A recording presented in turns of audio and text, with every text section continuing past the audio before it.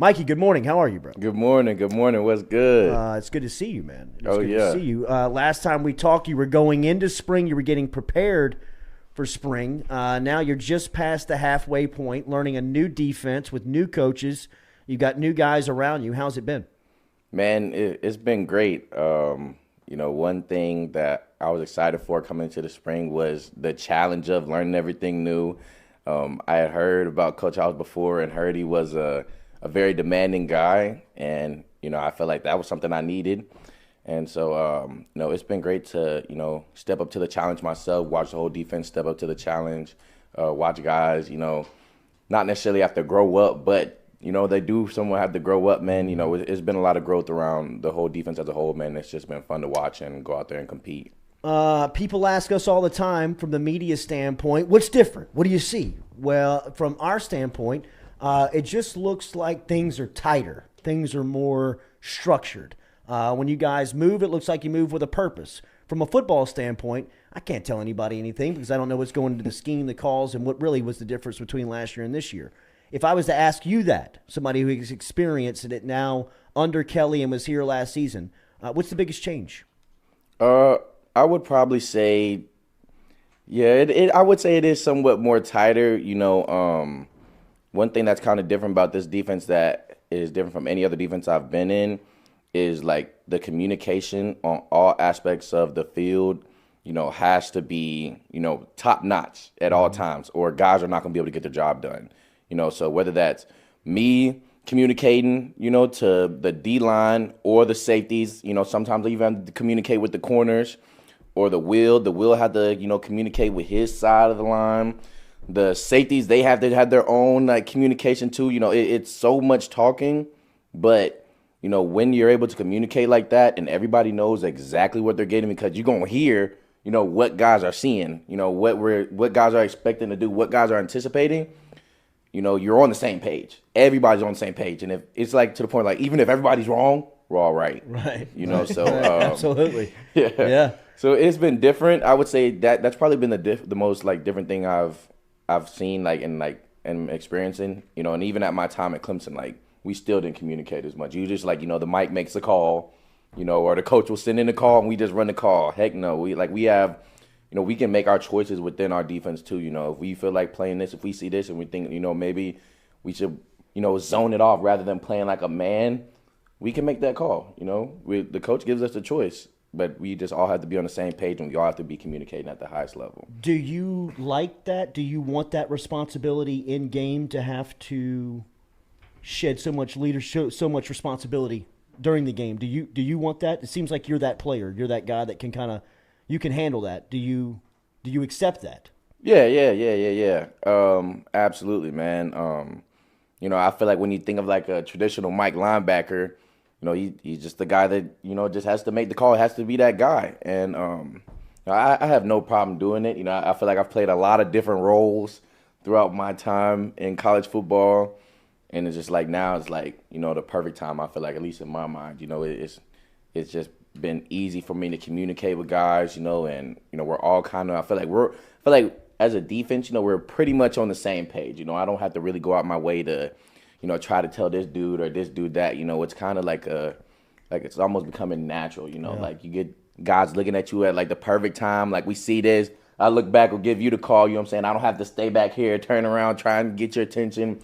Everything's kind of just like, I feel like just molding together. And so, I would say I definitely, accept the challenge. Were you at Clemson when they had the two defensive linemen drafted in the first round? Mm-hmm. So where does this group stack up to some of the defensive lines that you've played behind? Because you played behind great defensive lines at linebacker, and I know that frees you guys up to see it and run and be able to make plays. This group feels like they are filled with pros, that they've got multiple pros on the front. How do you feel about the guys playing in front of you? Oh, man, them dudes are all great. And, so I was able to watch those guys at Clemson.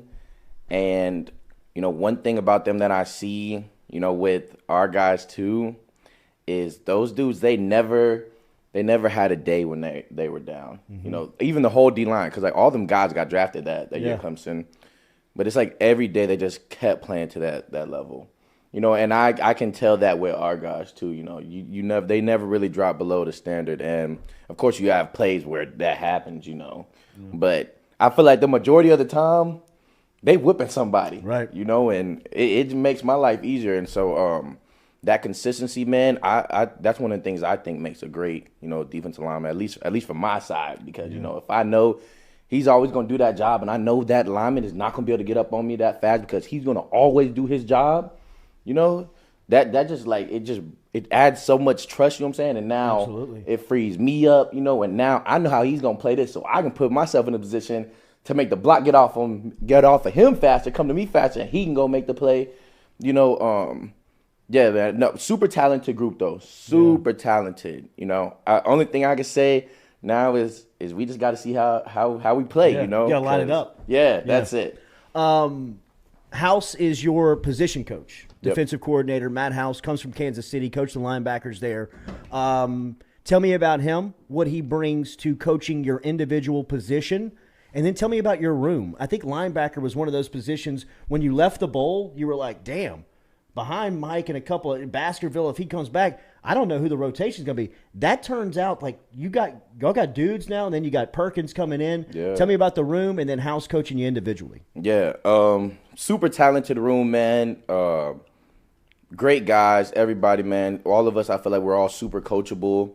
You know, we're all super hungry. You know, and I feel like that meshes perfectly with Coach House. You know, like I said, he's not very demanding on another level. I know if he heard that, he'd be like, "What do you mean?" But you know, he just expects a lot, and you know, we got the perfect group for that, man. Like you said, Micah, you know, a seasoned veteran. Yeah.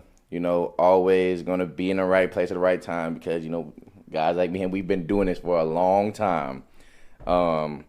Greg Penn, you know, the youngin' that stepped up, man. I've just watched him grow and mature, and it's like crazy watching. I'm like, now, hey, like, even though I look at myself, I think about myself, and I'm like, I don't know if I was really that ready my second year. You know, I got thrown into some games. If I had put me in against LSU, would not have been ready, you know. But, you know, I still wasn't sure. And I look at Greg, and I'm like, you know what, I'd be comfortable if he was in there. We were in there in the game. You know what I'm saying? I believe That's a hell of a he'd do his compliment. job. Yeah, absolutely, man. He has done a great job, man, and he's just, you know, he's accepted everything that he hasn't folded on nothing. You know, he's taken every challenge, you know, head on. Yeah. And I think that's tough for a young guy. You know, I used to be nervous out there, bad. Right. And we got transfers, Wes and Kobe both of them dudes, man, great dudes, smart players, very athletic.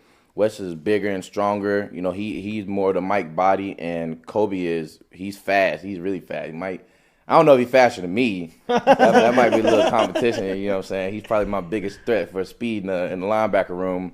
But yeah, man, great guys, man. You know, super coachable.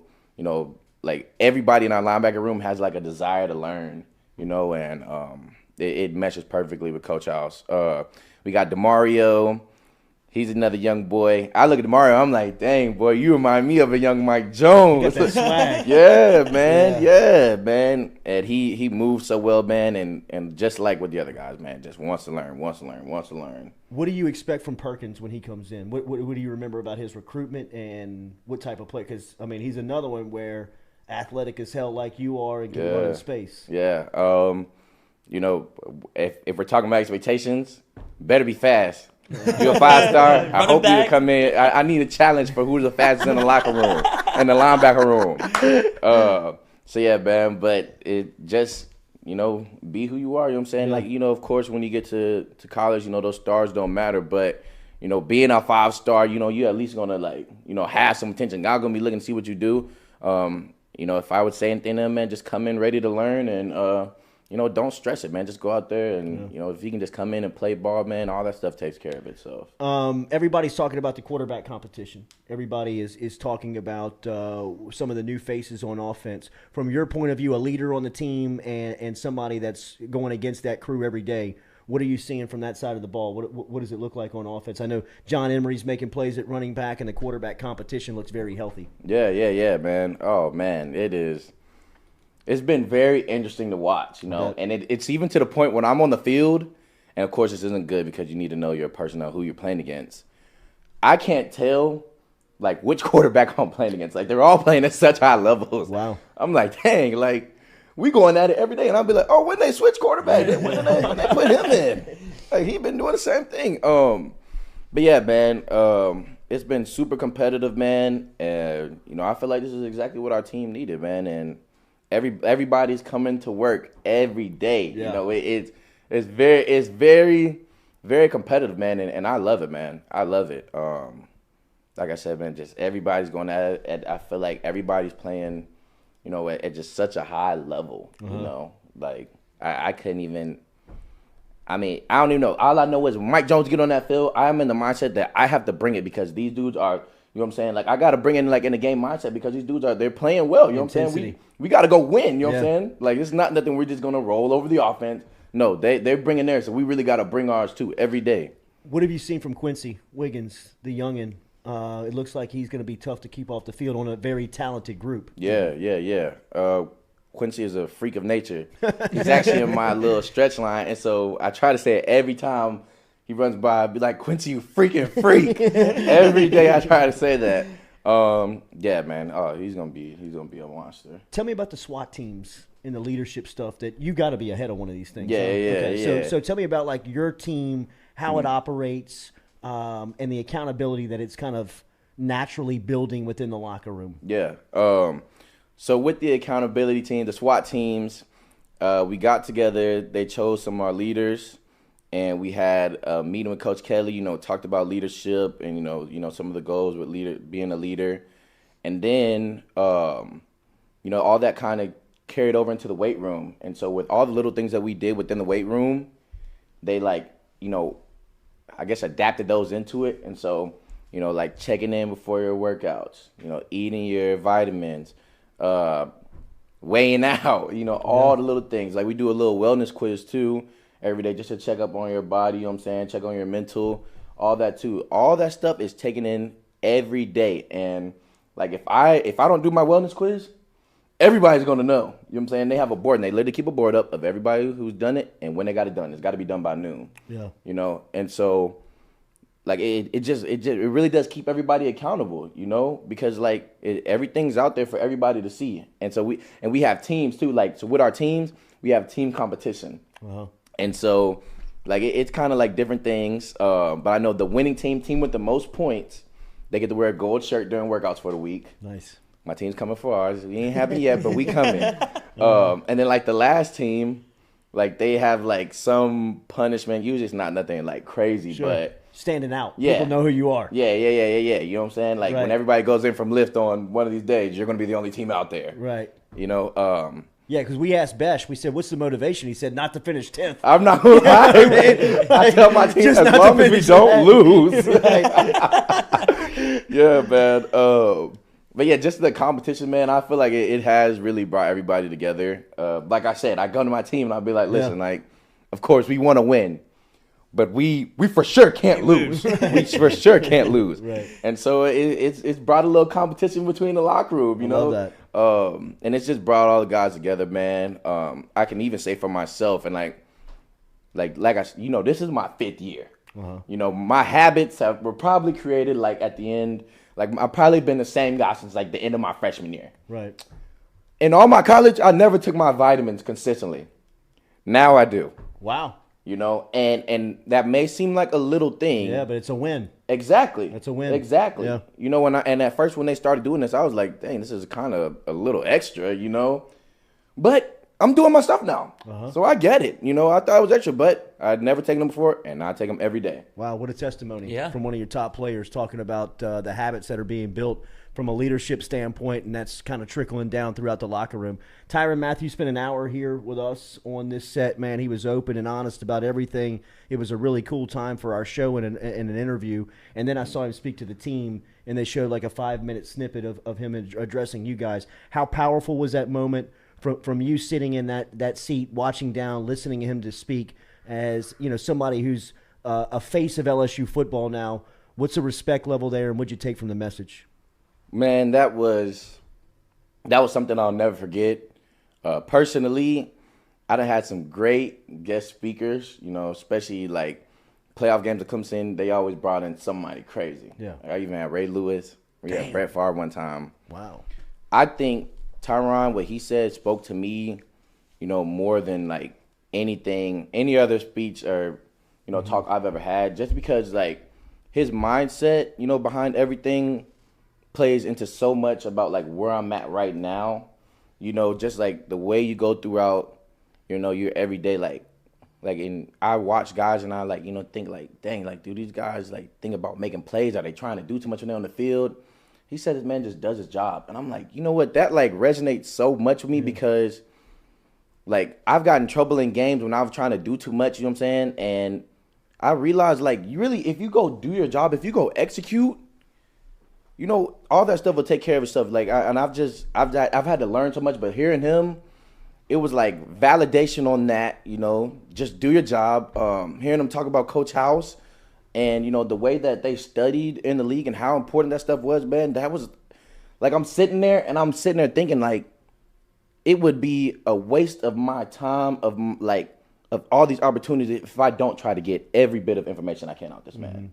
If the best of the best do it, and I'm trying to get there, shame on me if I don't go the extra mile to try to get something extra. Yeah. You know what I'm saying? How can I say I want to achieve this if I don't even do what they do when I got the opportunity to get something from them right in front of me?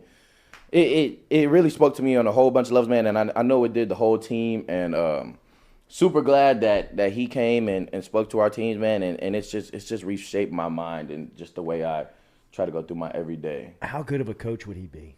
Oh, great coach. Great coach. I wouldn't be fair to recruit against. If I got a call from a school and it was Tyrann Mathieu, I would be going to LSU. That's right, man. What was Ray Lewis like as a speaker? Oh man, because they're both they go off of passion, right? They go off of emotion, right? Yeah. Right? Oh man, passion as hell. Yeah. Passion as hell. We actually ended up. I'm pretty sure this was my second time in New Orleans, the Ohio State game that we lost last time. Okay. Ray Lewis had me think we was finna go in there and whoop them. I was like, oh yeah, we about to put the hammer on this one tonight. Man.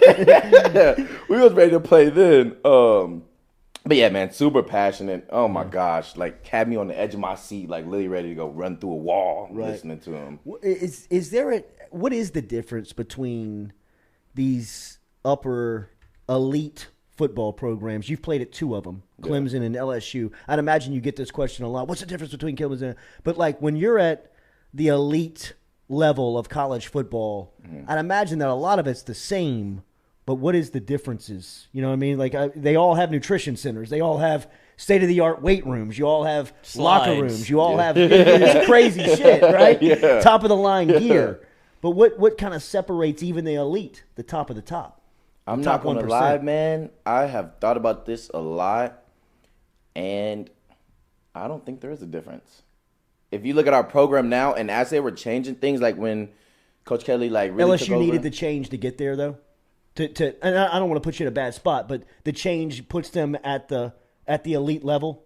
I'm not. If we're being honest here, and I'm just saying off of the things I thought, as things were changing, I was like, okay, this reminds me a lot of Clemson. And I was like, I guess just the best programs are all ran the same way. That's what I thought to myself. And I'm not saying things were wrong. They won a national championship in 2019. Absolutely. Right. But it felt familiar. Yeah, it felt familiar. And I was like, I guess this is, how you build consistency. They all kind of emphasize the importance of the same things. Yeah.